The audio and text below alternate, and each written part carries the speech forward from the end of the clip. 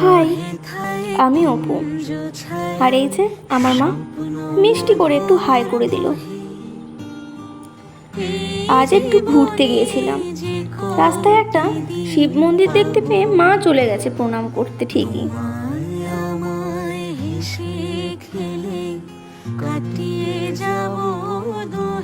ঘুরতে বেরিয়েছি আর কিছুই খাবো না, তা কি করে সম্ভব? একটা চটপটির দোকান চোখে পড়তেই তাই দাঁড়িয়ে গেলাম। খেতে কিন্তু মন্দ ছিল না। আরে দাঁড়াও দাঁড়াও, ভাবছো তো রাস্তাটা কোন জায়গার? এটা কলকাতার রাস্তা। আচ্ছা, ফুল প্রেমী নয় এমন মানুষ বোধহয় খুবই কম আছে। এত সুন্দর ফুল দেখে তাই চোখ জুড়িয়ে গেল, তাই না? আর এই যে আমার মা ফুলের দোকানে গিয়েছে আর আমার জন্য গোলাপ কিনবে না, তা তো হতেই পারে না। আজ তবে আসি, টাটা।